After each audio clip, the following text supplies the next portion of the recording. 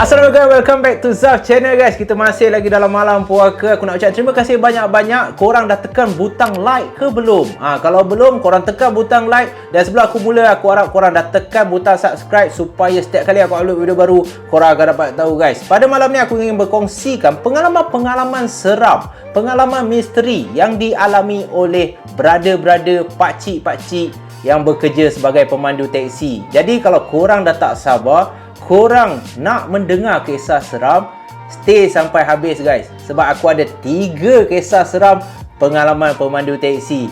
Let's go guys. Hihi.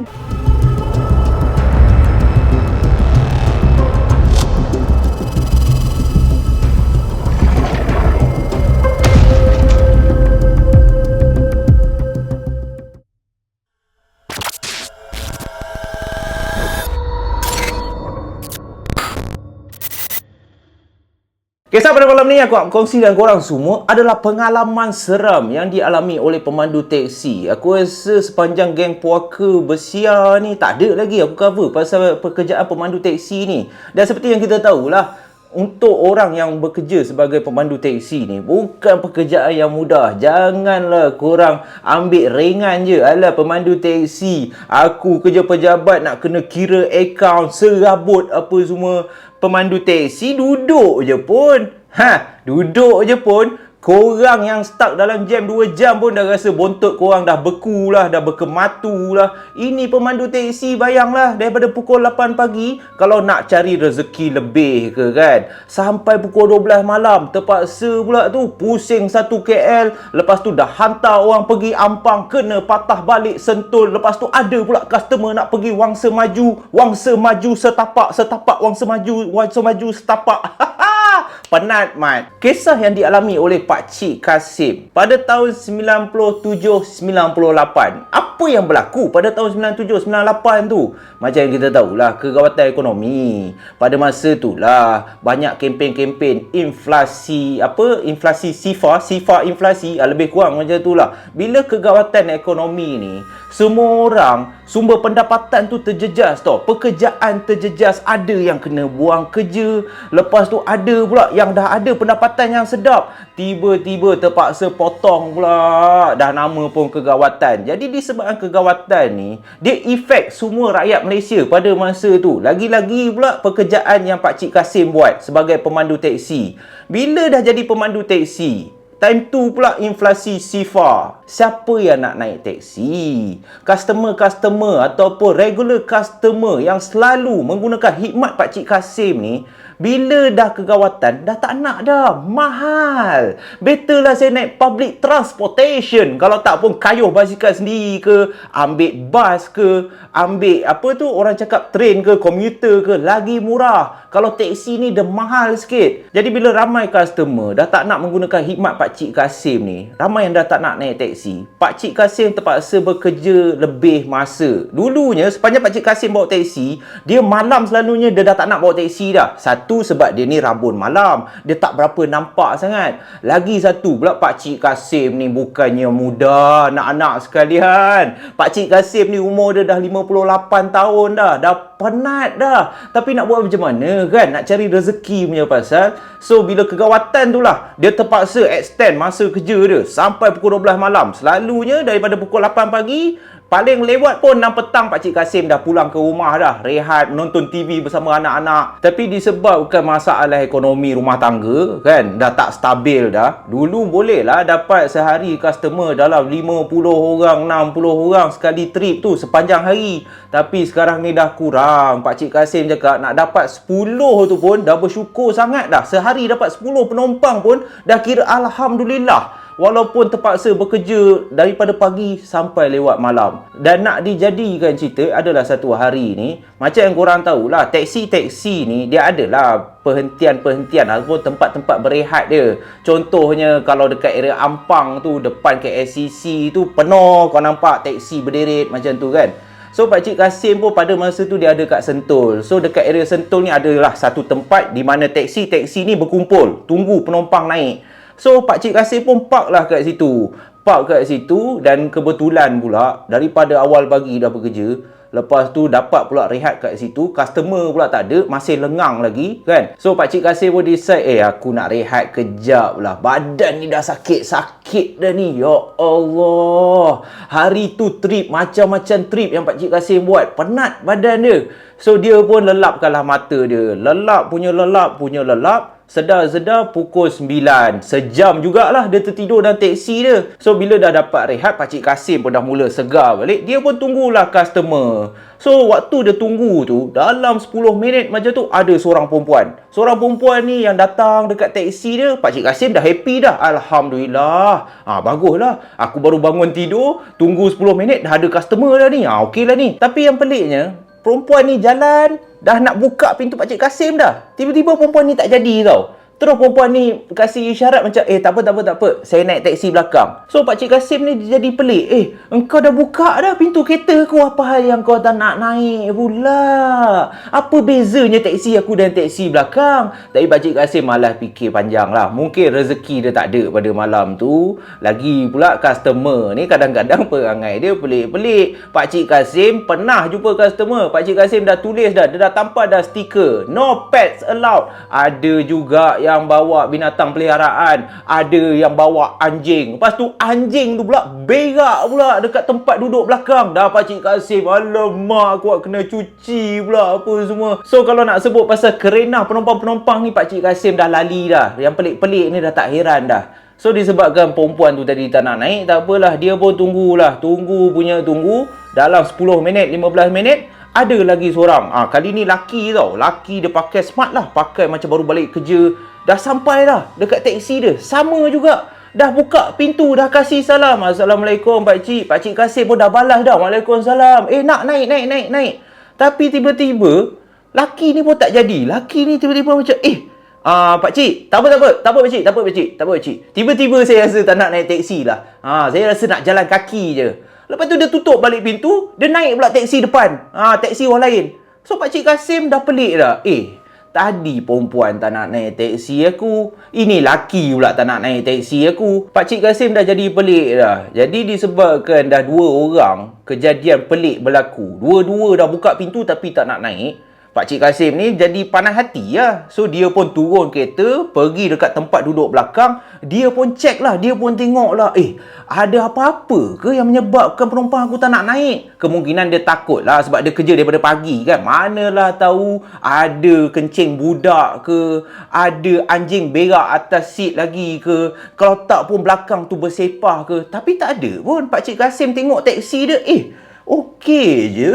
Very beautiful. Siap Pakcik Kasim ni ada air mineral water. Tu yang bestnya Pakcik Kasim. Dia buat khidmat masyarakat lah sikit. Walaupun kekuatan ekonomi, tapi Pakcik Kasim ni dia baik hati, dia murah hati. Dia dah memang sediakan dah beberapa air mineral. Kalaulah ada penumpang yang penat, yang haus, so dia kasih secara percuma je kepada penumpang-penumpang dia ni. Tak ke dah macam hotel 5 bintang, punya baik. Tapi bila penumpang tak nak naik, Pakcik Kasim pun dah cek teksi dia. Okey, perfume pun baru dia beli. Teksi dia pun wangi, cantik, ceria, cokria apa semua. Tapi kenapa tak nak naik? So Pakcik Kasim pun tak apa lah. Lagi sekali dia fikir tak ada rezeki lah kot. So dia pun tunggu. Kali ni lama sikit. Dalam setengah jam macam tu, adalah beberapa kumpulan pula budak-budak lah kan, remaja-remaja ni. Dah cantik dah, berjalan, dah duduk dalam teksi dia dah naik dah teksi Pakcik Kasim ni. Lepas tu Pakcik Kasim tanya lah, okey, korang semua ni, ni baru lepas tengok wayang lah ni, nak ke mana ni? Nak balik rumah ke? Belum sempat jawab, tiba-tiba yang duduk sebelah Pakcik Kasim ni, salah seorang lelaki ni cakap kat geng-geng dia, weh, aku rasa jom lah kita lepak makan kat situ lah. Alah, tak best lah, balik dulu. So diorang pun keluar balik teksi. Siap Pakcik Kasim ni cakap, tak payahlah nak lepak mamak, dah naik dah, mana boleh macam ni. Lepas tu budak-budak ni boleh pula minta maaf kat Pakcik Kasim, cakap, Pakcik, sorry lah Pakcik, bukannya kita orang tak nak naik teksi Pakcik ni, tapi betul lah, kebetulan tiba-tiba lah perut saya lapar pula, memulah. So saya rasa harus pergi mamak tu kan. Lagipun masa pun awal lagi ni, baru pukul 11, kita orang nak pergi lepak dulu lah, sorry Pakcik. So diorang pun keluar, pergilah mamak berdekatan kat situ, duduk lepak macam tu lah. Pakcik Kasim Malaysia je. Dalam hati dia, ini tipu sangat ni kebetulan. Orang dah naik keluar balik, dah duduk dah. Aku dah ceria dah layan, siap dah nak kasih dah air mineral. Boleh pula keluar balik nak lepak mamak. So Pakcik Kasim ni dia jenis yang positif. Dia jenis husnuzon je. Tak apalah. Kemungkinan Allah nak uji aku ni. Kemungkinan malam ni aku tak ada rezeki. So malam tu je, seramai 6 orang, 6 pelanggan yang dah datang tetapi tak nak naik. Naik teksi depan, naik teksi belakang. So disebabkan dah tengok jam dah pukul 12 lebih, daripada pukul 8 tadi dia dah stay dekat area Sentul tu, tak ada siapa pun yang naik teksi dia. Dia pun rasa tak ada rezeki, daripada aku buang masa duk penat badan duduk dalam teksi ni, baiklah aku pulang ke rumah. Aku anggap hari ni tak ada rezeki lah, esok je lah aku start balik. So Pakcik Kasim pun start enjin teksi dia, dia pun teruslah memandu pulang. So Pakcik Kasim ni waktu dia drive tu dia membebel je daripada area Sentul sampailah Melawati. Dia duk mengomel je, apalah masalah dia. Apa lagi aku nak buat? Berserabut otak dia. Sebab apa? Sebab dia memang perlu cari pendapatan. Nak beli pampers anak pula lagi. Lepas tu nak kasih bini makan, nak bayar sewa rumah. Jadi dalam serabut-serabut tu Pakcik Kasim pun dia tak sedar. Dia dah terbelok satu sempang dekat belah kanan ni. Waktu dia belok tu tiba-tiba barulah dia perasan, alamak, apa hal dia aku pergi masuk jalan ni. Sebab jalan tu Pakcik Kasim tahu, tak salah pun. Jalan tu yang bestnya jalan shortcut. Boleh juga sampai kat rumah dia lagi cepat. Tapi Pakcik Kasim jarang guna jalan tu disebabkan jalan tu tak elok sangat. Berlobang-lobang. Mau rosak teksi dia. Lagi pula jalan tu dah lah berlobang. Lampu jalan pun tak banyak. Tapi disebabkan Pakcik Kasim dah termasuk, dia pun dah penat dah. Dia dah malas dah nak layan. Dia pun redah je lah. Lantak lah jalan berlobang pun. Pergi mam lah kan. Aku nak sampai rumah ni. Aku dah penat dah. Pakcik Kasim fikir sampai rumah aku nak rehat je. So dia pun bawa lah. Melalui jalan dekat Melawati tu. Berdebam, berdebum, berdebam, berdebum, berdebam, berdebum. Dah tebang-tebang dah Pakcik Kasim dalam teksi tu kan. So waktu dia drive tu senyap-senyap, dia dah bosan. Dia fikir pasang radio lah. Walaupun dah nak sampai rumah ni, aku pasang lah kejap radio. Tapi baru dia perasan, teksi aku ni, alamak, daripada minggu lepas aku tak pergi repair lagi lah radio ni. So radio dia rosak. Jadi nak tak apalah, Pakcik Kasim pun menyanyilah sendiri. Pohon berimbun, anginnya merdu. Tengah nyanyi-nyanyi tu, dalam 50 meter dekat depan teksi Pakcik Kasim ni, tiba-tiba dia ternampak ada seorang perempuan yang tengah lari-lari anak. Dan perempuan ni lari menjauhi daripada teksi Pakcik Kasim ni. Kiranya Pakcik Kasim dekat sini, perempuan ni dalam 50 meter dekat depan Pakcik Kasim tau. So Pakcik Kasim ni bawalah slow. Tengoklah perempuan ni. Dia ni dah apa hal? Pakcik Kasim tengok jam dia, dah nak pukul 1 pagi. Siapa perempuan ni? Dia lari daripada siapa? Kawasan ni pun gelap je. Perumahan-perumahan sini pun boleh dikira lah berapa buah rumah je yang ada orang. Kebanyakannya tak ada orang tinggal pun, gelap je. Tapi bila Pakcik Kasim nampak perempuan ni mengenakan sari pula lagi, Pakcik Kasim dah terlintas dah dalam otak dia. Okey, sah lah ni. Ini bukan orang Melayu, bukan orang Cina. Kemungkinan ni orang India. Sebab sari tu berwarna merah sikit tau. Jadi Pakcik Kasim pun cubalah mendekati perempuan ni yang tengah berlari membelakangi Pakcik Kasim. Dan Pakcik Kasim bila makin dekat tu dia boleh terdengar ada bunyi loceng kaki.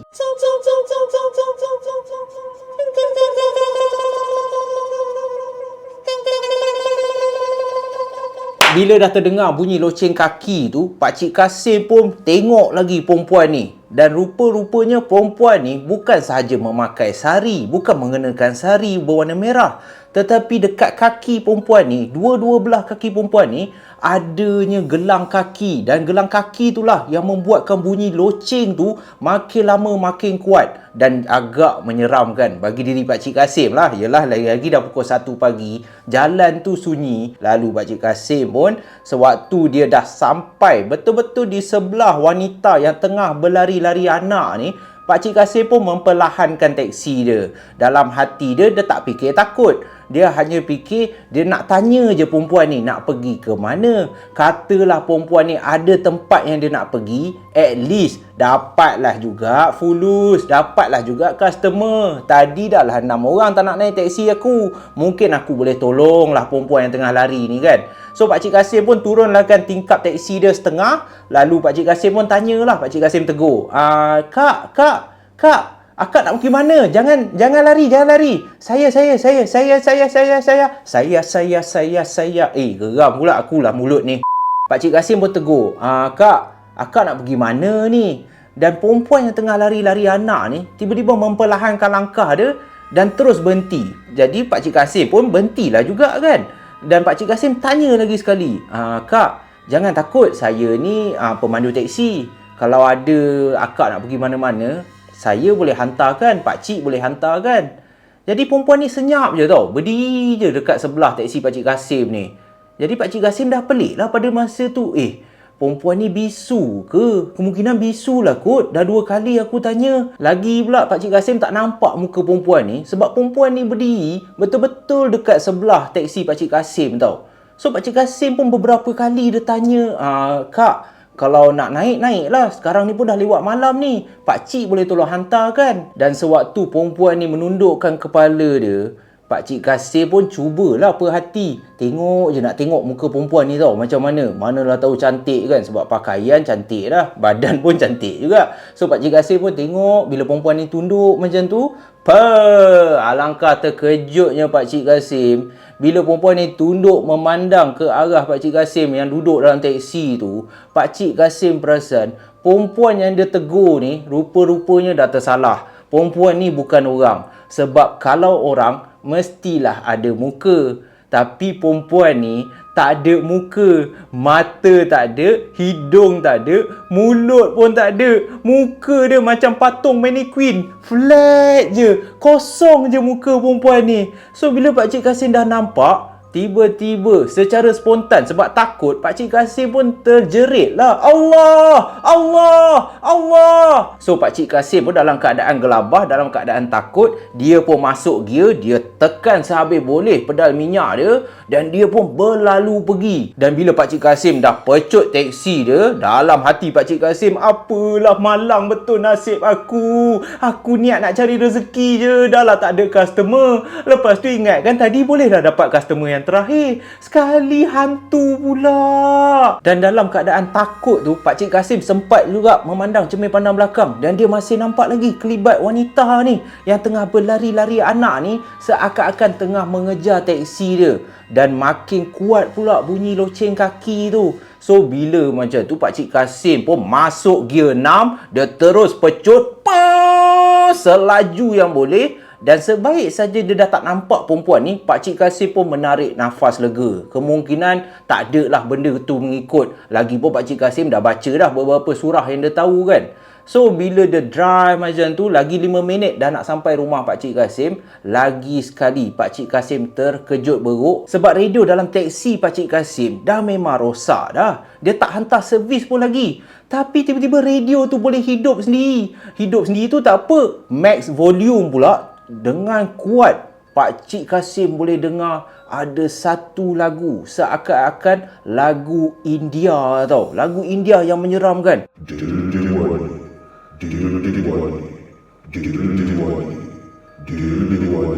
Lantaklah, aku tak tahulah lagu India macam mana yang seram tapi korang boleh bayang lah. Jadi Pakcik Kasim ni dalam keadaan gelabah, dia cuba padamkan radio dia. Tak boleh.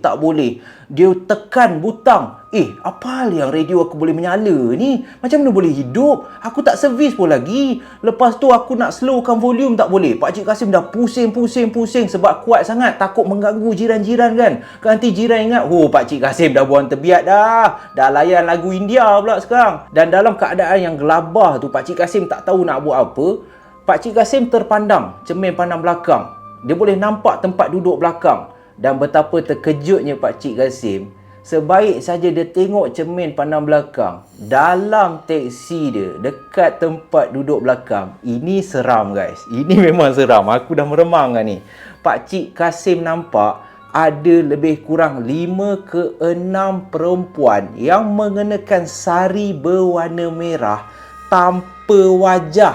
Enam perempuan ni tengah duduk dekat belakang teksi Pakcik Kasim, dan perempuan-perempuan ni semua tengah menari mengikut irama yang dimainkan oleh radio Pakcik Kasim tu.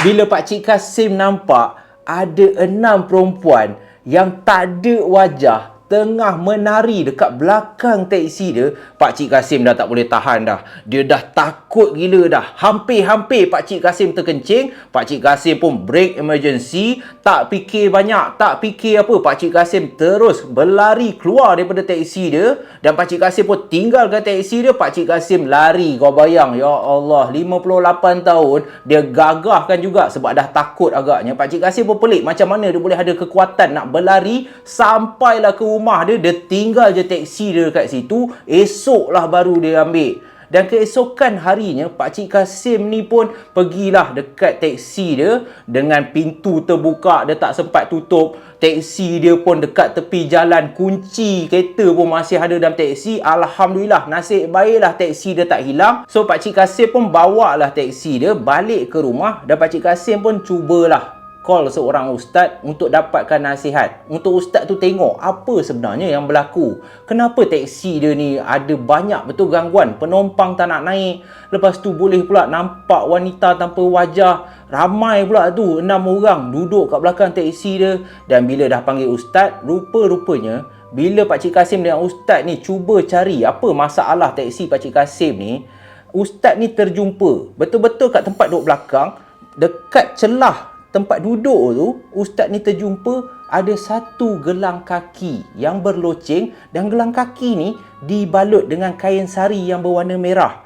Dan bila ustaz ni buka, ustaz ni tengok adanya gelang kaki, dan dekat dalam balutan tu selain gelang kaki ada juga rambut, ada jarum, dan ada beberapa titisan-titisan darah yang melekat dekat kain sari itu. Dan bila ustaz tu tunjukkan benda tu dekat Pakcik Kasim, Pakcik Kasim rasa teramat sedih. Dia tak pernah sangka ada juga orang dalam keadaan kegawatan ni masih dengki, masih nak hianat juga, masih nak tutup pintu rezeki dia dengan mengamalkan ilmu sihir. Pakcik Kasim tak pernah pun jahat dengan orang. Setahu Pakcik Kasim, dia baik je. Dia layan pemandu-pemandu teksi yang lain tanpa ada unsur tak puas hati ke, ada rasa sakit hati. Tak pernah pun. Walaupun dia tak dapat customer, bagi diri Pakcik Kasim itu semua rezeki, ketentuan Allah. Tapi bila ustaz ni tunjuk benda tu, Pakcik Kasim, ya Allah, hati dia hancur. Kenapalah waktu ni ada juga orang yang nak menyihir dia kan.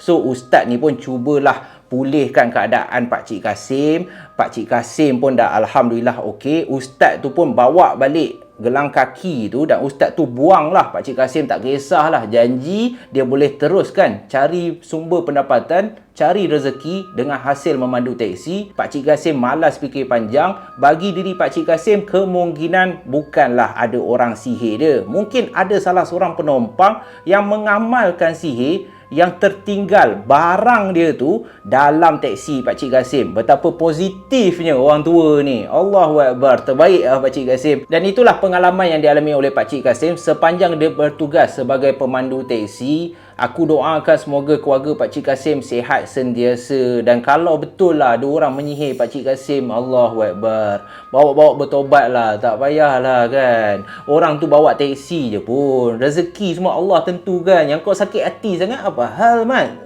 Sampai menakutkan Pakcik Kasim. Tak pasal-pasal orang tua tu lari tau. Mana tak lari, kalau Zah pun lari kan. Nampak pula ada perempuan tak ada muka, 6 orang pula tu duk menari rancak dalam kereta. Pisang Mat. Kisah seram yang kedua ni tak kurang juga seram dia. Hoi, kejadian yang dialami oleh Abang Fairuz, ataupun di kalangan kawan-kawan dia panggil dia Black. Macam mana boleh dapat nama Black ni? Sebab kan sejak daripada kecil, Fairuz ni dia berkulit hitam manis sikit lah. So ramai lah, zaman sekolah pun budak-budak semua panggil dia, asalnya panggil hitam. Tapi bila panggil hitam ni macam alamak, nama tu tak komersial lah kan. Tak best lah nama hitam. So tukar tukarlah kepada Black. Jadi abang Black kita ni, dia ni seorang pemandu teksi. Macam biasalah. So pada tahun 2010 tu dia baru berusia 27 tahun. So dia bawa teksi, dia ni main dekat area Seremban tau. So adalah satu hari ni dia pun nak rehatkan diri, sambil tu dia belum solat isyak lagi. So dia pun dah dekat dengan terminal bas, dekat terminal 2 Seremban lebih kurang macam tu lah. Zaf tak berapa tahu, kalau salah korang komen kat bawah. So abang Fairuz ataupun Black ni pun dia berhentikan teksi dia dekat terminal ni, dan abang Fairuz ni pun pergilah untuk menunaikan solat isyak dekat terminal ni. Dan selesai solat isyak apa semua, dia pun turun, dan dekat terminal bas tu dia ada satu tempat rehat tau. Dia ada bangku-bangku yang boleh orang duduk lah nak tunggu bas ke apa. Jadi abang Fairuz ni bila dia tengok jam dah pukul 10 lebih macam tu, dia pun dah selesai solat isyak. Dalam hati dia, aku nak rehat kejap lah, sebab duduk dalam teksi daripada pagi sampai malam, penat juga ni badan kan. So dia pun duduk lah kat salah satu bangku tu, tengah dengar lagu. Dia pun pasang lah earphone dia kan, dia cocok kat telinga. Pada masa tu dia masih ingat lagi, dia layan lagu Awi guys. Tragedi Oktober, Tragedi Oktober. Sebenarnya Zaf lupa lagu Tragedi Oktober macam mana. Tapi abang Black ni katakan waktu dia tengah layan lagu Awi tu, tengah rehatkan badan, dia terperasan lah. Adalah seorang pakcik ni dalam umur 60-an tu, pakai kain pelikat dengan baju kemeja lusuh macam tu, duduk berselang 2 bangku daripada tempat abang Black ni duduk. Bila dia dah nampak pakcik ni duduk dekat dengan dia, Black ni pun pandanglah pakcik ni, dan Black pun senyum lah tanda hormat. Jadi Black ni sambunglah dengar lagu dia. Tengah dengar lagu tu, lagi sekali Black ni perasan yang peliknya, pakcik ni dah lah duduk dekat dengan dia. Padahal punyalah banyak tempat duduk yang kosong. Okey lah, tak apa lagi. Tapi Black ni rasa tak sedap hati, sebab daripada tadi pakcik ni kalau sekadar duduk nak rehatkan badan macam dia tak apa juga. Tapi apa hal yang pakcik ni duduk menghadap ke arah aku? Pakcik ni duduk memandang ke arah Black. Pandang je Black yang tengah layan lagu Awi ni. So Black ni pun pandanglah pakcik ni. Pada awalnya Black tak ada niat nak tegur pun. Tapi bila Black pandang pakcik ni tiba-tiba secara spontan tegurlah Black ni. Anak ni daripada mana? So disebabkan Black pakai earphone tu, dia tak dengar, tapi dia nampak mulut pakcik ni seakan-akan tengah berborak dengan dia. Black ni pun tanggal lah kan earphone dia. So Black tanya lagi sekali, pakcik nak tanya apa?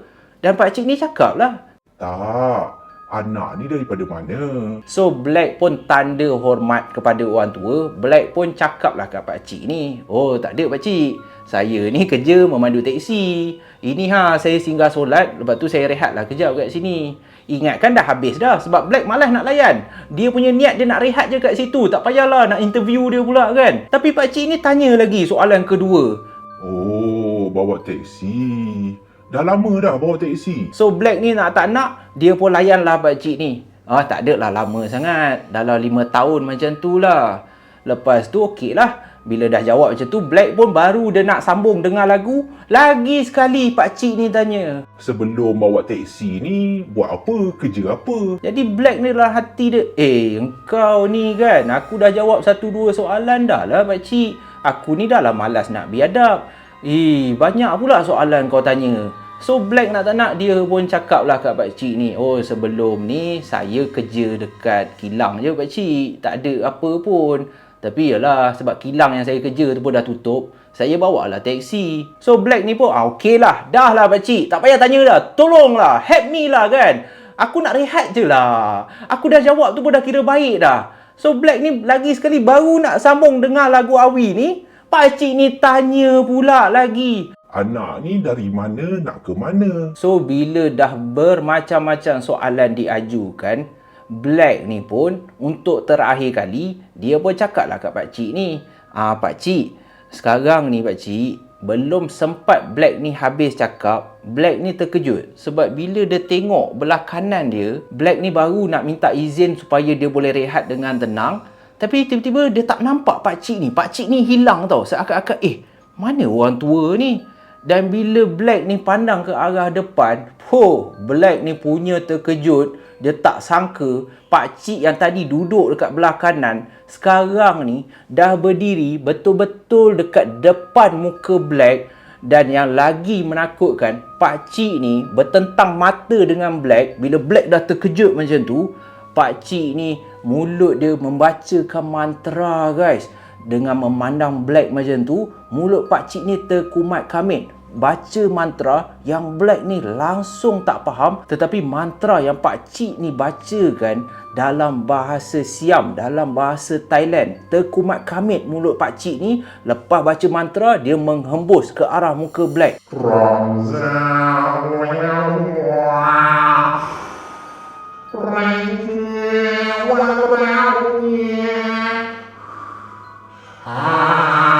Ada macam Cina bukan Thailand.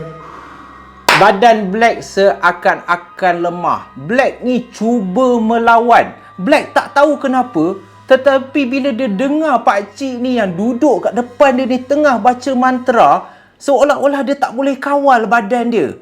Handphone yang dia tengah pegang di tangan dia terjatuh ke lantai dan Black ni seolah-olah nak pitam. Tapi Black ni cuba gagahkan diri, dia tampar muka dia berkali-kali dan Black ni baca juga apa saja surah yang dia tahu. Bismillahirrahmanirrahim. Tapi Black ni pelik, kenapa aku tak boleh baca surah dengan lancar? Seakan-akan pakcik ni telah memukau Black ni. Jadi dalam keadaan yang teramat menakutkan bagi diri Black, dia tak pernah sangka pakcik yang dia ingatkan hanyalah ingin beramah mesra dengan dia, rupa-rupanya tengah memukau dia. Jadi Black ni bila dia dah nak hampir terjatuh, nasib baiklah pada masa tersebut ada seorang makcik yang tengah lalu berdekatan dengan Black ni. So Black ni gagahkan diri dia mencapai kain makcik ni. Dan bila macam tu, Black ni terus cakap dekat makcik ni, "Makcik, tolong saya makcik. Pakcik ni nak pukau saya. Makcik, tolong." So bila makcik ni dengar Black ni cakap macam tu, Black ni siap tarik kain makcik tu. Makcik tu pun, ya Allah, anak, engkau buat apa ni orang tua? Kenapa kau nak pukau dia? So pakcik ni bila terdengar makcik ni marah macam tu, belum sempat makcik ni nak grab ataupun nak tangkap orang tua yang tengah nak pukau Black ni, pakcik ni lari dengan laju. So makcik dia pun kejar. Black ni masih mamai lagi. Dia dah nak pitam dah kat situ. So makcik ni sambil kejar dia jerit, "Tangkap orang tua tu, tangkap orang tua tu. Dia nak pukau budak ni, Nasib baiklah pada masa tu pun adalah polis bantuan yang terdengar jeritan daripada makcik ni. Polis ni cuba kejar pakcik tu, tetapi pakcik tu hilang dalam sekelip mata. So Black pun dibantu oleh makcik dan 2 orang polis bantuan ni pergi ke pondok polis dan Black pun rehatlah dalam bilik polis tu sampailah keadaan dia kembali normal. Tetapi Black katakan kejadian tu cukup buat dia trauma sehingga Black dah tak nak kerja bawa teksi dah. Dia terus tukar pekerjaan dia. Black ni lebih sanggup bekerja jual burger tepi jalan daripada memandu teksi. Sebab kejadian yang dia alami tu pertama kali dia barulah rasa macam mana seseorang tu dipukau dan dia tak pernah sangka pun perkara tu akan berlaku kepada diri dia sendiri. Dan itu telah cukup membuatkan Black ni teramat takut. Tak kisahlah selepas daripada kejadian tu, kalau ada pakcik-makcik yang cuba ajak dia berborak, Black ni akan cakap elok-elok. Selagi boleh, dia akan cuba elak daripada berbual dengan makcik-pakcik ataupun dengan sesiapa yang dia tak kenal. Sebab dia takut kalau kejadian yang sama berlaku kepada diri dia. Allahu Akbar. Memang seram guys cerita Black ni. Korang bayanglah, awal-awalnya pakcik ni tanya relax je. Kerja apa? Oh, best tak bawa teksi, dari mana nak ke mana? So bila Black ni nak jawab, pakcik tu hilang. Tiba-tiba dah ada depan muka, tengah baca mantra pula tu. Ini lagi seram daripada cerita Pakcik Kasim tadi. Bagi aku cerita Black ni, kalau berlaku pada diri aku boleh bayang situasi dia. Yelah, walaupun bukan hantu, tapi lagi seram daripada hantu, Mat. Sebab kau tengok pakcik ni nampak normal je, rupa-rupanya ada niat yang tak elok. So itulah cerita yang kedua, kejadian yang kedua yang dialami oleh pemandu teksi Abang Black kita. Saya doakan walaupun Abang Black sekarang dah tak bawa teksi dah berniaga burger, tetapi Abang Black pun pelik jugalah. Abang Black ingat berniaga burger tak boleh kena pukau ke?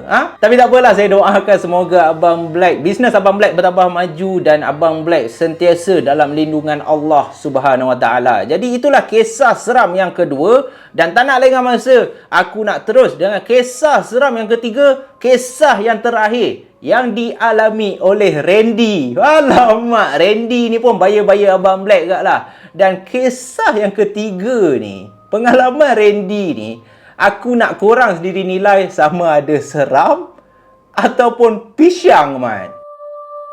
Kisah yang ketiga, yang terakhir ni, pengalaman seram oleh pemandu teksi yang bernama Randy yang berusia 26 tahun. Dan kisah Randy ni aku boleh katakan lain macam sikit. Korang nilai lah sendiri. So Randy ni biasalah pemandu teksi, macam yang sebelum ni aku cakap lah, pemandu teksi ni kerja dia susah kan. Daripada siang ke malam nak cari sumber rezeki, lepas tu customer ada, lepas tu kadang-kadang customer tak nak bayar, kena tipu apa semua. So itu adalah ringkasan tugasan pemandu teksi. Tapi apa yang Randy ni alami adalah satu malam ni, macam biasalah, dia ni memandu teksi, dia di kawasan Melaka. Tadi Seremban, lepas tu KL, sekarang kita ke Melaka pula. So Randy ni tapak permainan, dia memandu teksi dekat area Melaka. So waktu dia memandu, jam telah pun menunjukkan pukul 10 malam, nak cari customer lah. So bila cari, tiba-tiba dia dapatlah seorang customer, amoy ma. Ada customer Cina tau, pakai baju putih, rambut pun panjang sampai ke pinggang, cantik betul. Muka amoy ni putih, pucat-pucat sikit. Itu je lah yang menyeramkan. Tapi Randy tak fikir apa pun. Dia tak pernah pun mengalami kejadian mistik. Kawan-kawan dia selalu, dia banyak kali dengar. Tapi Randy ni tak apa percaya lah. So dia pun jemput lah perempuan ni macam biasa. Dia jemput. So dia tanya, first kali dia tanya perempuan ni, Amoy, you nak pergi mana ini malam? So Amoy ni pun cakap lah, boleh hantar saya dekat Taman Asahan tak? So bila Randy ni dengar, alright, dia dah tahulah dah Taman Asahan. Tak ada apalah, dia memang tahu dah jalan tu, banyak kali dah dia pergi. So Randy ni pun bawa lah kereta dia. So bila dah pukul 10 malam, Randy ni pun mata dia dah berat. Jadi untuk elakkan dia daripada mengantuk, radio pun dia tak pasang sebab takut mengganggu customer. So Randy ni nak beramah mesra lah dengan pelanggan dia, dengan Amoy ni. Lagi-lagi pula Amoy ni cantik. Randy pun tanyalah Amoy ni, Amoy, you punya nama siapa? Tapi Amoy ni senyap je tau, pandang je keluar tingkap, tak endahkan pun soalan yang diajukan oleh Randy. Jadi Randy pun, kemungkinan dia tak fikir buruk lagi. Mungkin Amoy ni tak dengar kot, aku cakap perlahan sangat. So Randy ni kuatkan suara dia, Amoy, you punya nama apa Tapi lagi sekali sama ke? Amoy ni jual mahal, tak pandang, tak layan pun, senyap je duduk kat belakang tu. So pada masa ni Randy ni dia rasa, engkau ni alamak kerek pula. Padahal aku just nak ajak berborak je pun. At least tak adalah kau bosan duduk belakang tu. Aku pun tak adalah ngantuk sangat. Tapi lantak engkau lah, kau nak jual mahal, lantak kau lah, aku tak kisah pun kan. Tak ada apa pun, nak senyap-senyap lah.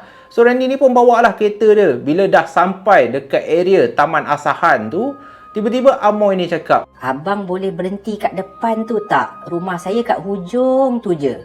So Randy ni pun okey lah. Okey. Saya berhenti kat depan rumah tu. Jadi Randy ni bawa teksi dia dan dia pun berhenti dekat satu rumah yang dia tengok, wish, rumah ni macam cantik. Tapi pada masa yang sama, apa rumah ni macam gelap je, macam tak ada cahaya pun tau.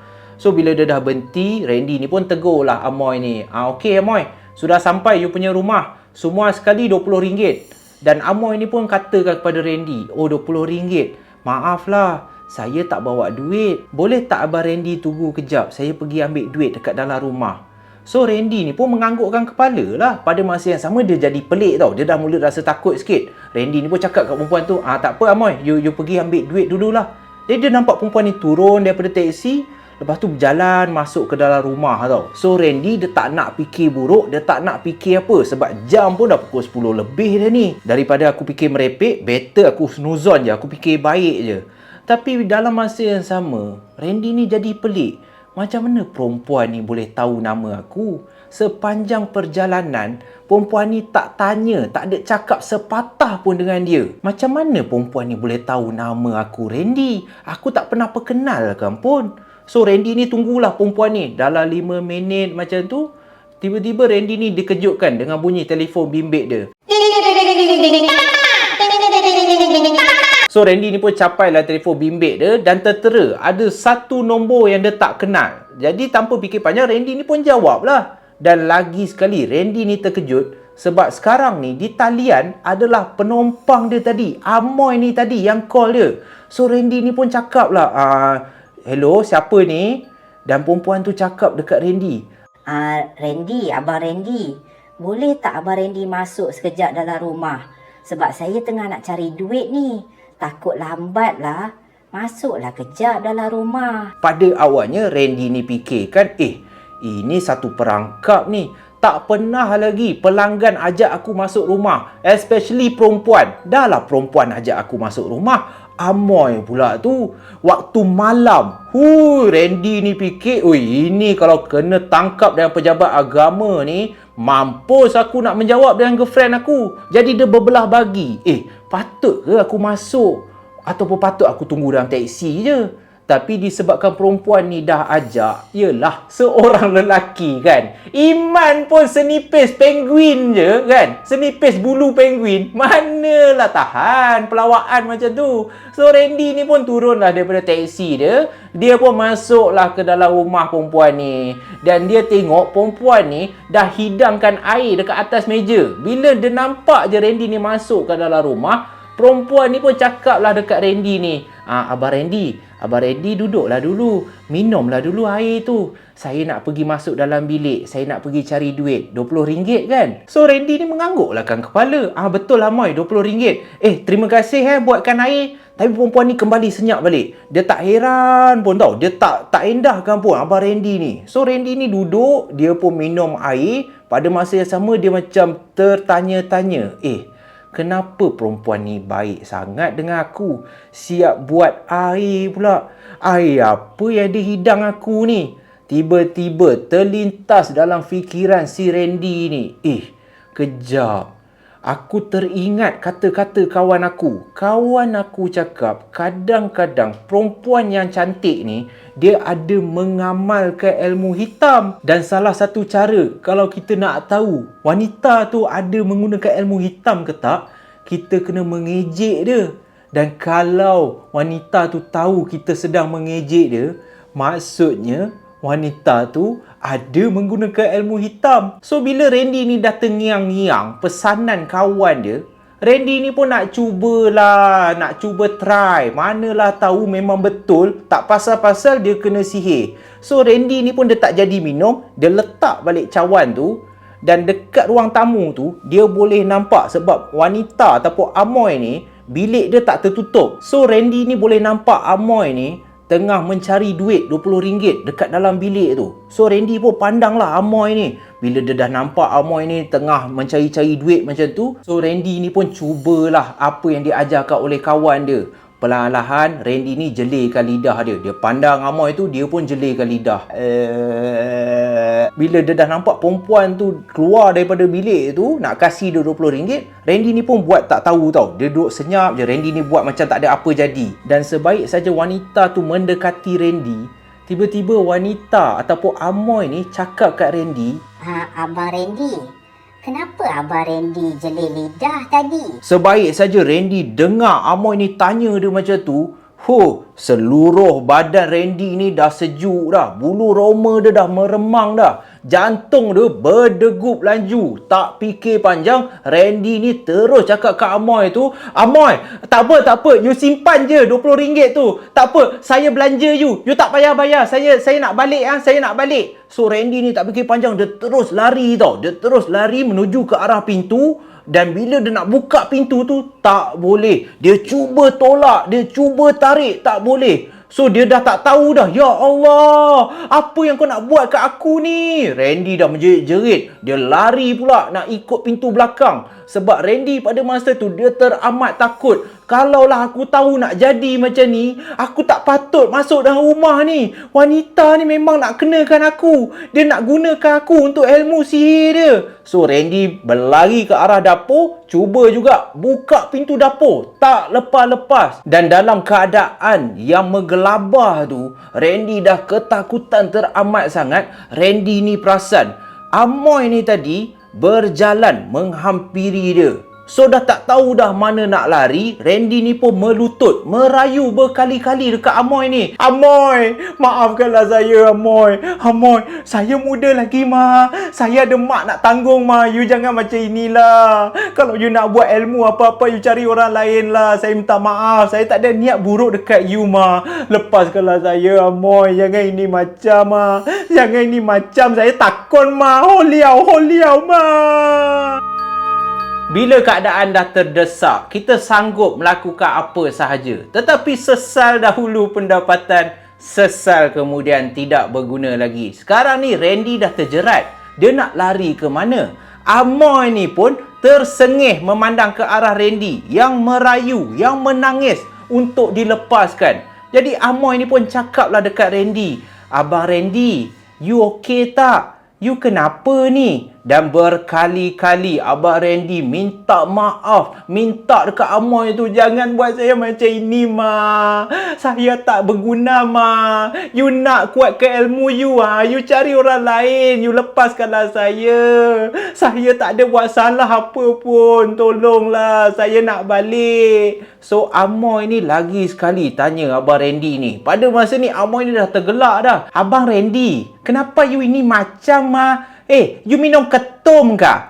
You mabuk ke apa? Memanglah you tak boleh buka itu pintu. Rumah saya sliding door. You tolak, you tarik, memang tak boleh buka punya. You kena tolak ke tepi saja ma." So bila Randy dengar macam tu, air mata jantan dia dah mengalir ni. Macam mana dia nak cover sekarang ni? Astaghfirullahalazim. Randy pada masa tersebut dia rasa, bodohnya lah aku. Aku yang gelabah sangat ni, apa hal?